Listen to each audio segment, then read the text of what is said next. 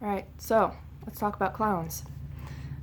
In this season of Halloween, I feel like it's relevant.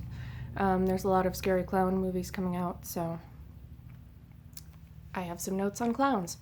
All right, so this is in no way going to cover, all aspects of clowns or the fear of clowns, but it's that imagery that I'm seeing in commercials. Not that I pursue TV, but it comes up on social media.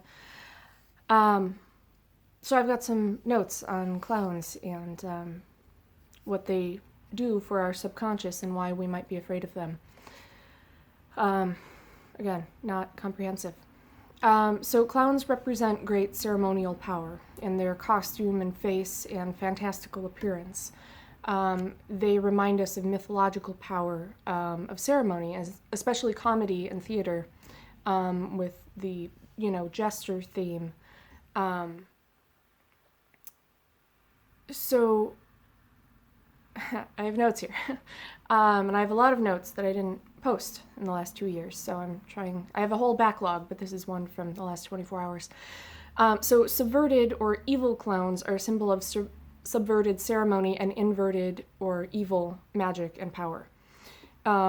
So there's two main things going on. So the first is obviously the fear of the unknown. Knowledge makes us feel good, it connects us with each other, it makes us feel safe.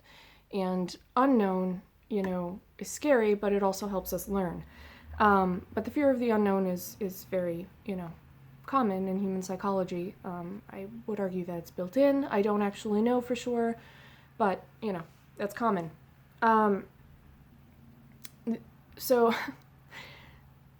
evil clowns represent the satanic reverse energy of descending culture.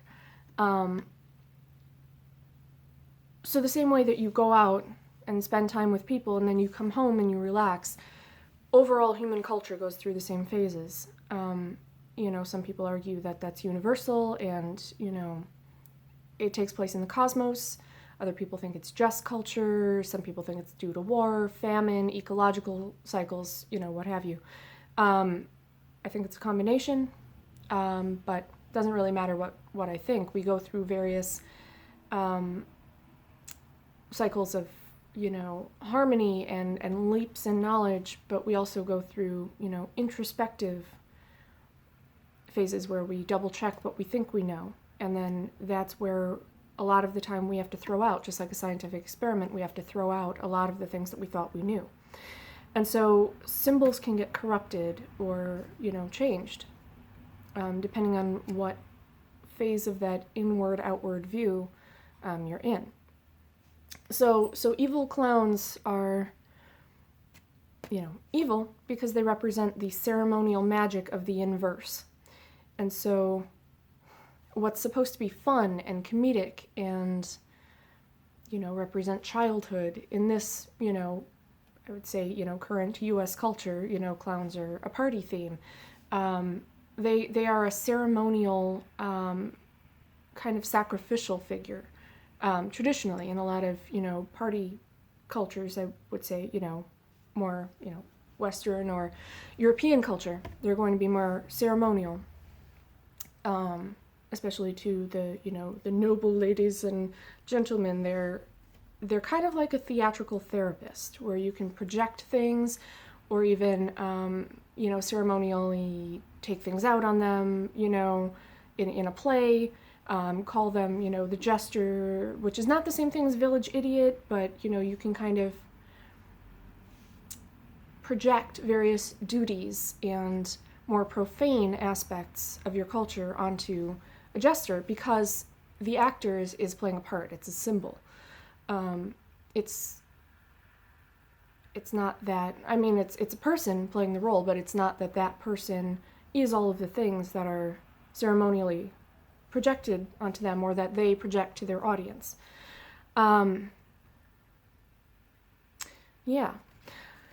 So something that I've seen come up, and it comes up in waves, but I'm seeing it, so by the way, if you're not following Gigi Young on YouTube, she's an amazing resource, and I'm not being paid to promote her. She's just great. And so I've just now this week come to my, the time where I can start posting these things again. And so I've started, following her videos more closely. And so she's doing a series called In Plain Sight about ceremonial power, which is spot on with exactly what I want to be doing. Things I've been saving up and trying to compile.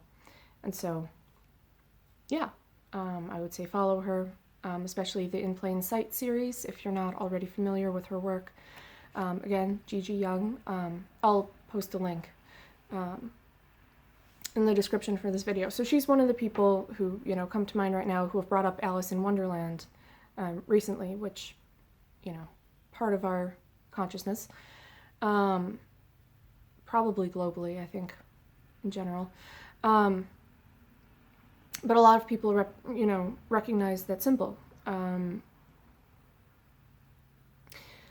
So I'm going to do a whole other, I don't know if it's going to be a video or an article on the power of virgins and why that's so pervasive in a lot of cultures. And it's not so much that it's about sex, it's about the potential of the young maiden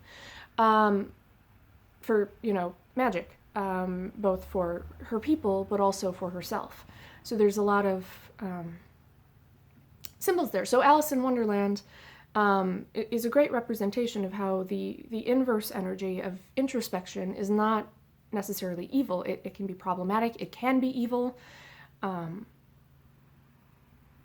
It can be very dangerous, if you're messing with things that you don't know what you're doing.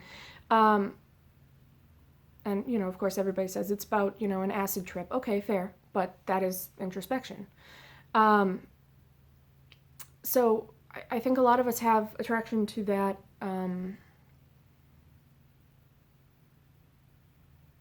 It's not just one movie. It's been done a few times. It's a book. It's an idea in our culture, and I think it's so powerful because,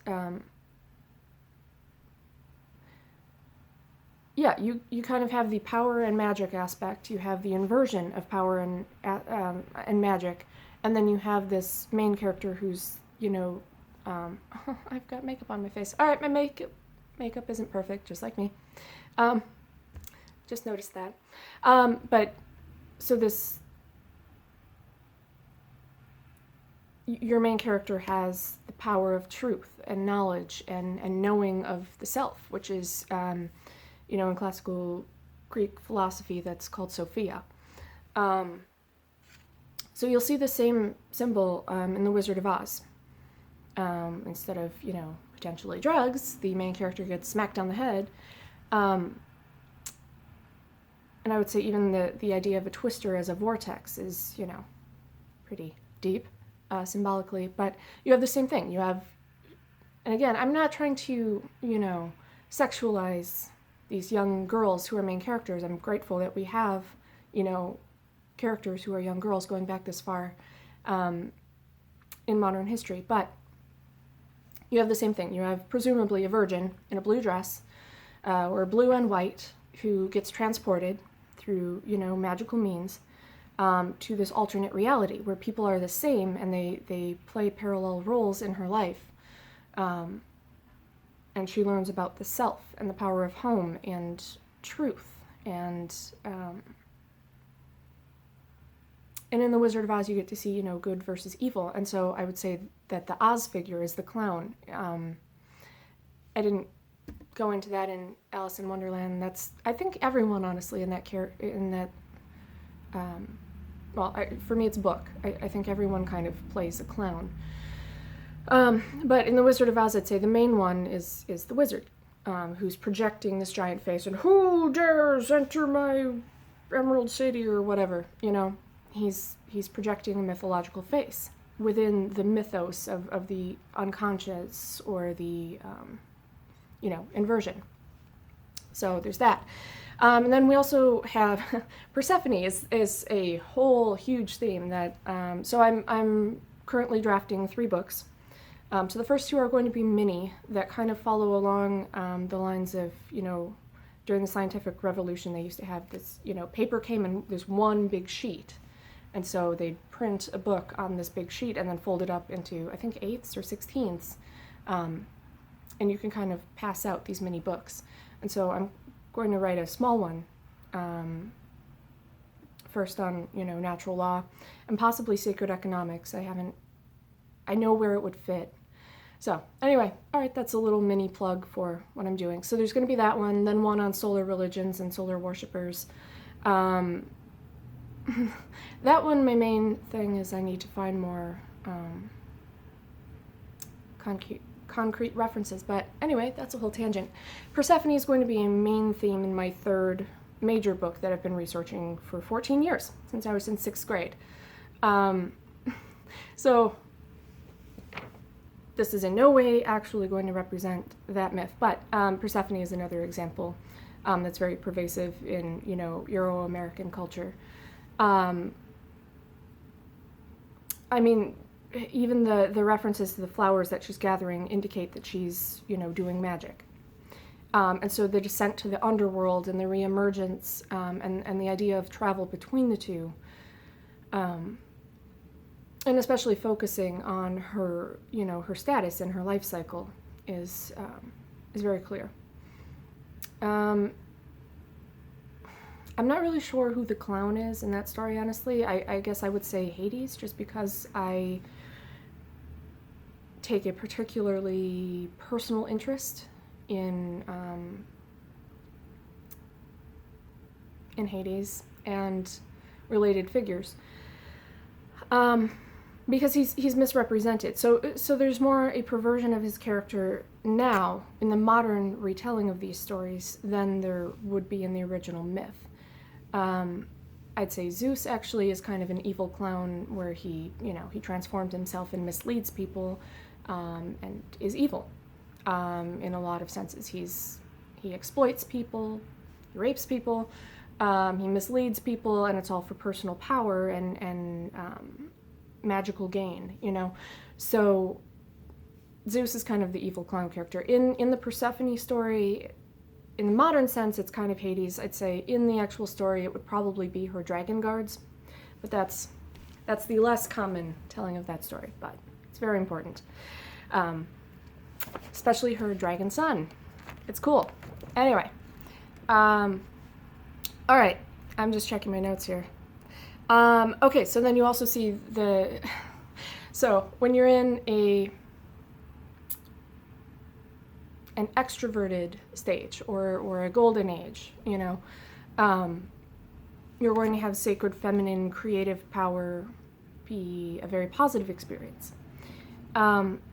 As you come out of that cycle, so you've gone from, matrilineal culture and responsibility, you get to kind of matriarchy, and then it starts to fall culturally. And this is not, every single culture has to fall in this very delineated cycle, but overall there's this pattern, especially the male fear of, Amazon characters who will, cut off body parts and they just want to use men, and, my ex-wife only wanted my money type of, there are very real fears in the masculine subconscious body of knowledge. I'm not trying to validate or invalidate that at all, but so that's not the point.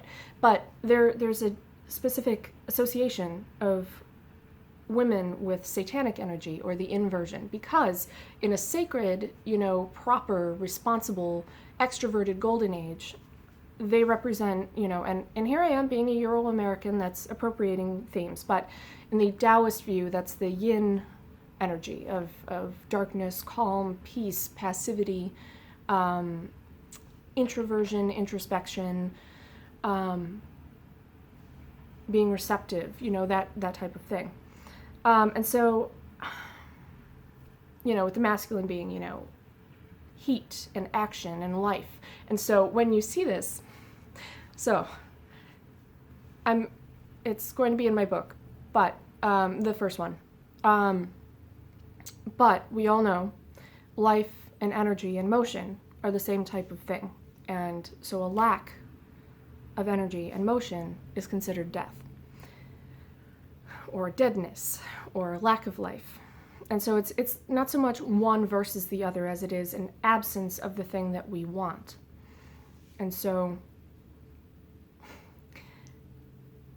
the lack of action, the lack of heat, can be associated with a, in the New Age vocabulary, it's a descension cycle or a dark age, where a lot of mythology and power and magic can get subverted for potentially evil means. It's not necessarily an evil cycle. It's not that we have to oscillate between good and evil. Those are both ideas about our experience.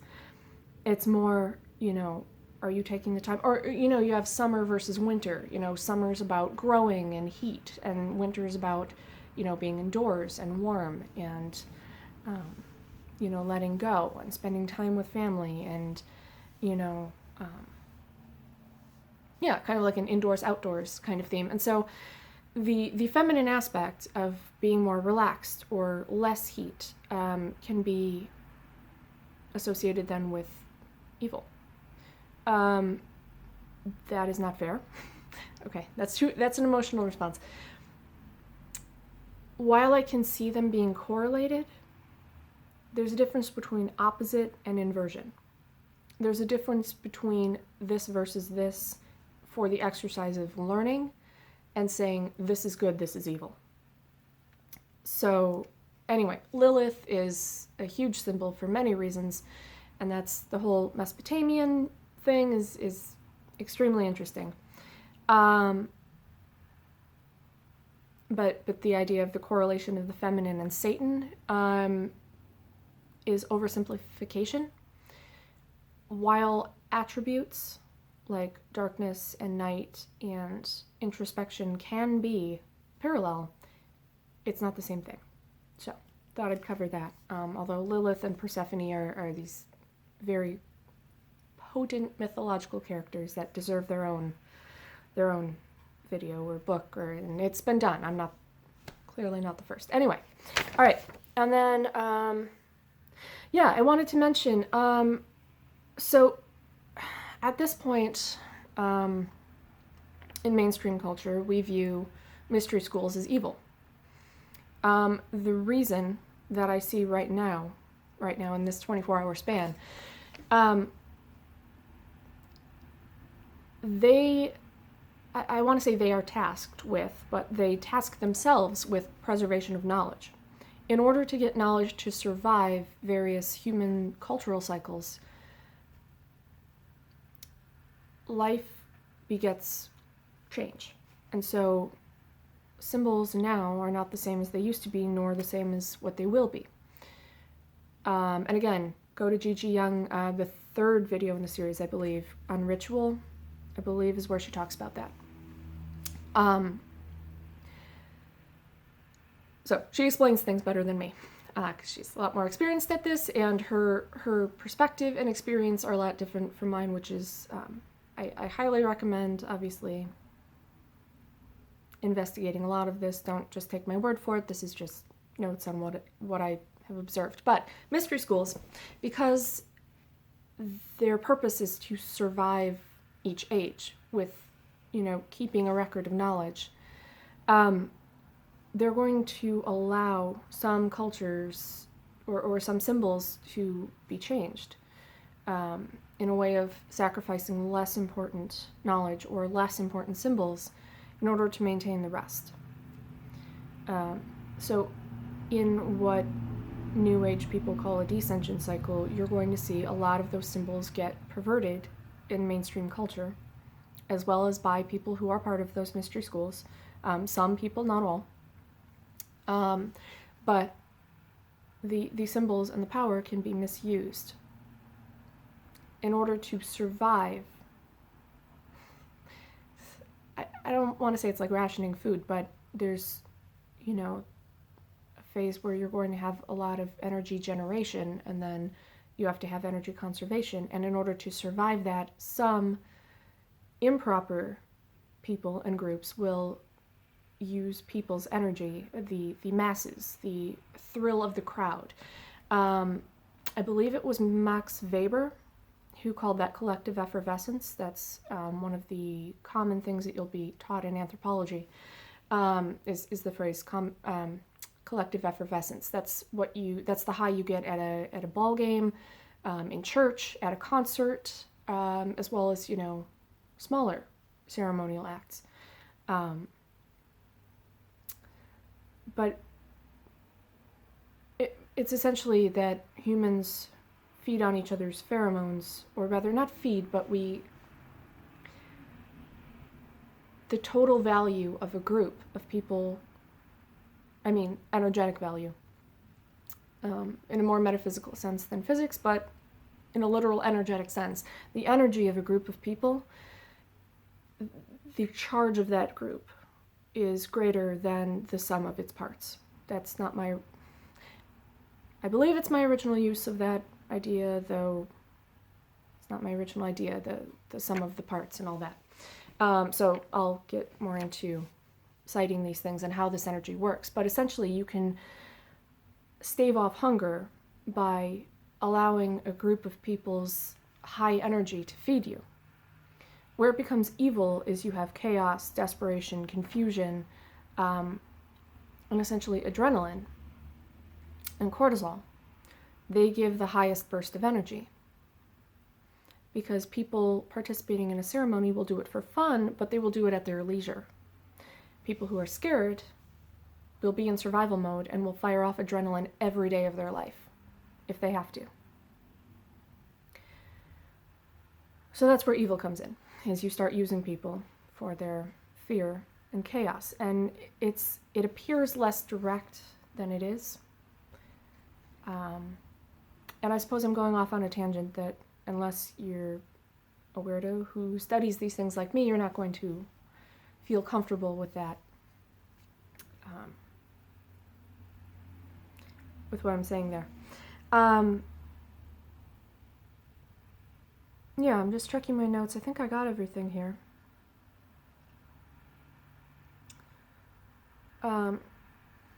So, and again,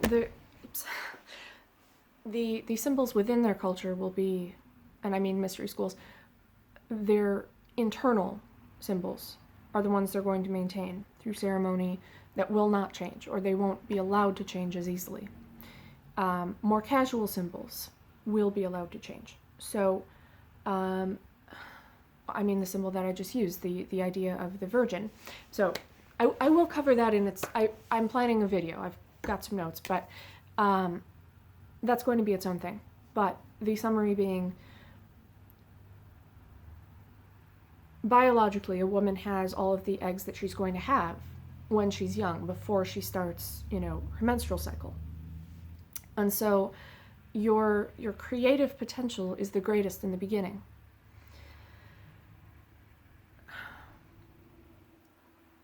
When you have a child, that child is created with, half of that child's genetic material is going to be yours. At least that's the theory. Although, some people say, I look totally like my mom or totally like my dad, but they're half you. But the genetics with which you created that child are a snapshot of your energy at that point in your life.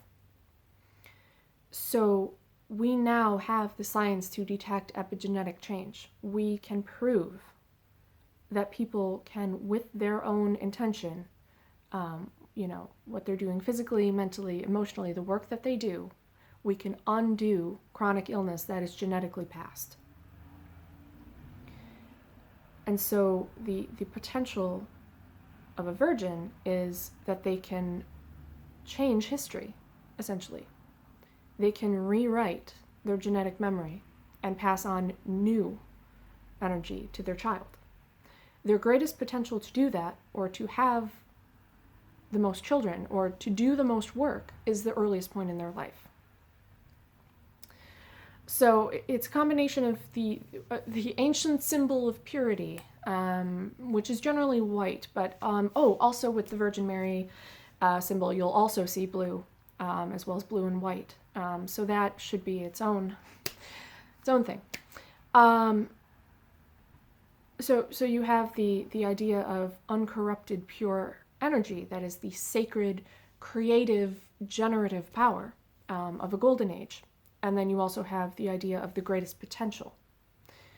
And so you have the symbol as unity and truth and purity. And those are values that you will then see actually attributed to a masculine sun in a lot of solar religions. So that's also, and it's not sexist. It's just, you know, usually the sun is male and usually the moon is female, but that is not true across all cultures. So that's its own thing. So, clowns. All right, so clowns, they can represent the... so then I was going to say about virgin sacrifice.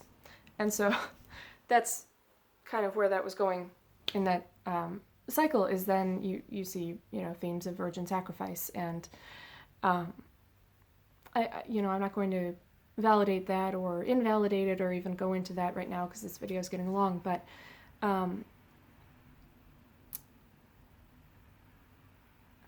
the idea of the sacrificial person. As Gigi Young points out, I believe it's the eighth video that's on blood and blood rituals. And again, I'm not trying to copy Gigi's work, it's just that this week I'm restarting this.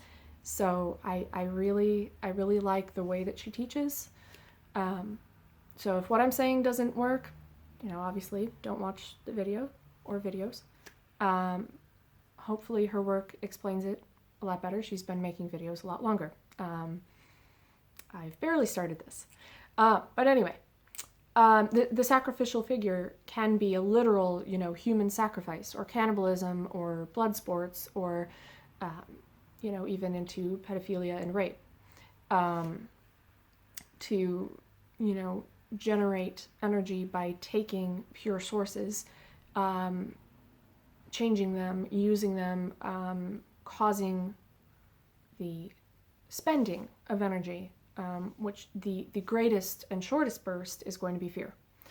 I'd also like to, for my own self, look into the parallels with caffeine, but that's its own thing. In a good way, the sacrificial figure is someone who is, you know, a priest or a priestess, or, you know, someone who has chosen to try to work on things energetically, and so you can theatrically or comedically project things onto them. So an evil clown is someone who has gone the opposite direction, who has gone with evil and selfishness. And so they retain that mythological theatrical symbol of, you know, the painted face or a mask. And there's now like anti-protesting bills and laws. I believe it's now law in Hong Kong, though I could be wrong. I did not mean to make that rhyme. Against masks. And we fear the unknown and the potential of someone to generate energy and subvert intention of a group. So,